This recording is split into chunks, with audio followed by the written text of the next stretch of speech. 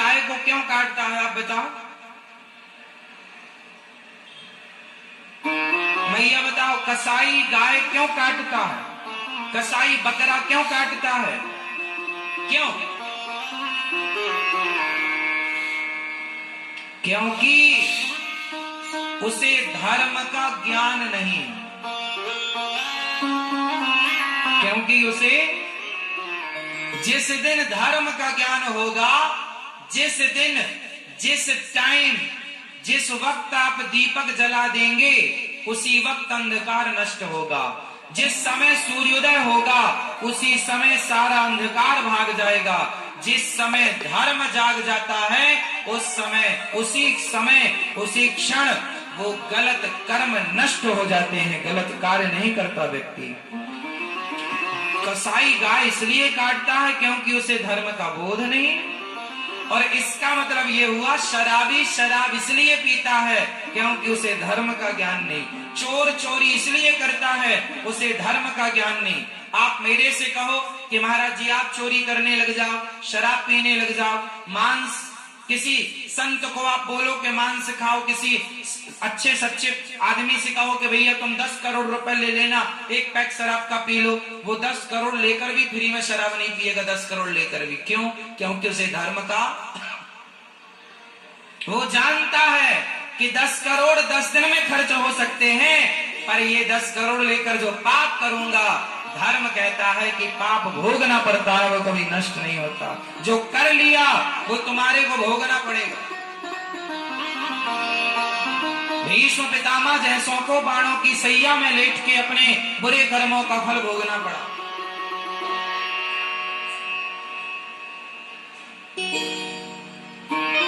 इसका मतलब ये हुआ कि धर्म का ज्ञान ना होने से आज समाज में अधर्म हो रहा है। कर्म, आज कर्म तो सब कर रहे हैं, लेकिन कर्म 2 प्रकार के होते हैं। वैसे तो कर्म 3 प्रकार के होते हैं, संचित, प्रारब्ध और क्रियमाण। कर्म कितने प्रकार के होते हैं? कर्म कितने प्रकार के होते हैं मैया? कर्म कितने प्रकार के? 3, संचित, प्रारब्ध, क्रियमाण। ये तीनों का मतलब जानते हैं? कर्म 3 कौन कौन से, बहुत विस्तार से समझ लीजिए। क्रियमाण मतलब जो हम कर रहे हैं, जो आप कर रहे हैं वो क्रियमाण है। आज का क्रियमाण कल का संचित हो जाएगा। मतलब आज जो कर्म आपने कर लिया, अच्छा या बुरा, वो स्टोर हो गया, संचित हो गया, और वही आगे आपको प्रारब्ध बन करके मिलेगा, जिसे कहते हैं भाग्य। में जो लिखा है वो भोगना पड़ता है। तो भाग्य कर्म से ही तो बना है। आपका बुरा कर्म बुरा भाग्य बनता, अच्छा कर्म अच्छा भाग्य बनता। भाग्य कौन लिखता है? जोर से। भाग्य आपका किसने लिखा? जोर से। किसने? भाग्य किसने लिखा आपका?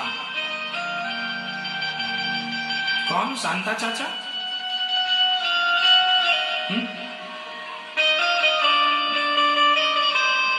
भाग्य किसने लिखा आपका? मैं ये बताओ, भगवान ने। देखो फिर गलत बात, भगवान किसी का भाग्य नहीं लिखते। हर व्यक्ति स्वयं अपना भाग्य तक। और आरोप आप,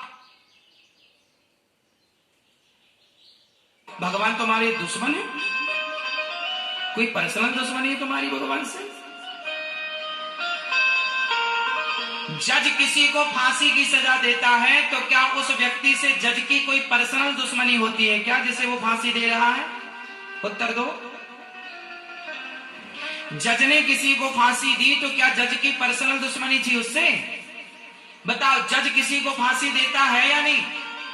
उत्तर दो जोर से। जज कभी किसी को फांसी नहीं देता। सामने वाले का गुनाह ही उसे फांसी तक पहुंचाता है। जज तो सिर्फ अपना जजमेंट देता है, वरना जज की क्या मजाल के तुम्हें फांसी दे दे। तुम्हारे अपने गुनाहों ने तुम्हें फांसी तक पहुंचाया, जज ने तो केवल अपना कार्य किया। क्या समझ में आ रही है बात? बोलो हाँ या ना। जज की आपसे कोई पर्सनल दुश्मनी, वो तो अपना कार्य कर रहा है। किसी को इज्जत बरी कर रहा है, किसी को फांसी, किसी को उम्र कैद दे रहा है।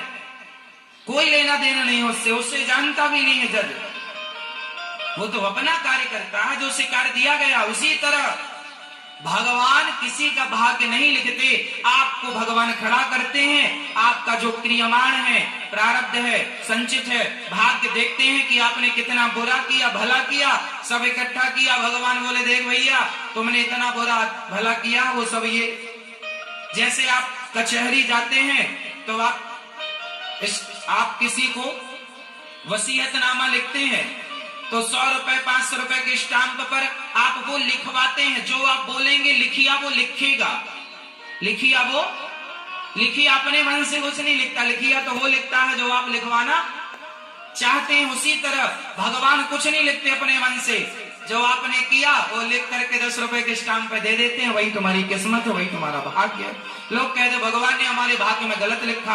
अरे भगवान ने नहीं लिखा, तुमने जो गलत किया सो गलत लिखा, भला किया सो भला लिखा। को न काहू को सुख दुख कर दाता, निज कृत कर्म भोग सब भ्राता। कोई किसी को सुख नहीं देता, कोई किसी को दुख नहीं देता।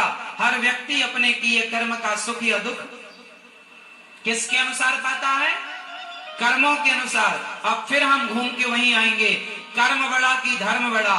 कर्म तो सब कर रहे हैं, लेकिन कर्म 3 प्रकार का मैंने व्याख्या कर दी। इसे आप 2 प्रकार से समझो। कर्म 2 प्रकार के होते हैं, एक अच्छा कर्म, एक बुरा कर्म। तो अच्छा कर्म और बुरा कर्म, दूध पीना अच्छा कर्म है, शराब पीना बुरा कर्म है।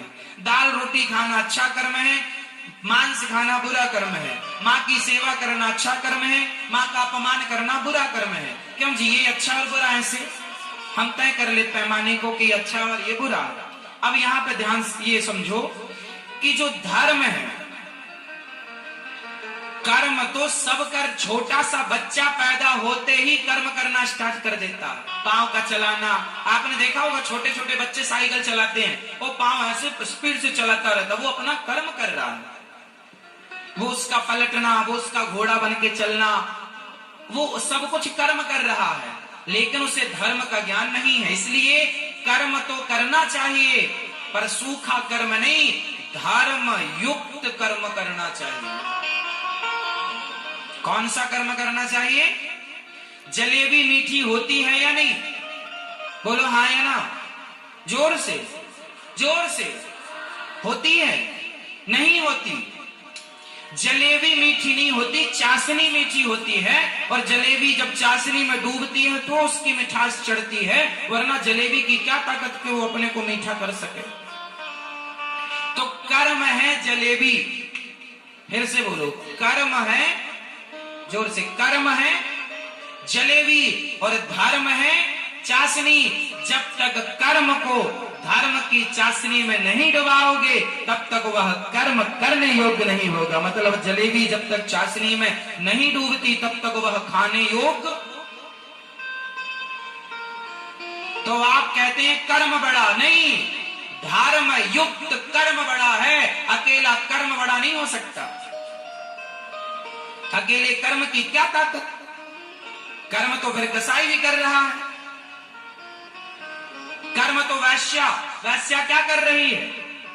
बोलो बोलो, वो अपना कर्म कर रही है। वैश्या क्या कर रही है? अपना कर्म कर रही है। तो कर्म तो है, लेकिन उसके कर्म में धर्म नहीं है। कसाई कर्म तो है कसाई का, लेकिन उसके कर्म में धर्म। इसलिए कर्म वही करो जिस कर्म में धर्म की भूमिका हो, धर्म की मात्रा हो। यदि धर्म है नहीं आपके कर्म में तो आपका कर्म पाप है। हाँ या ना? किस किस को बात समझ में आ गई पूरी?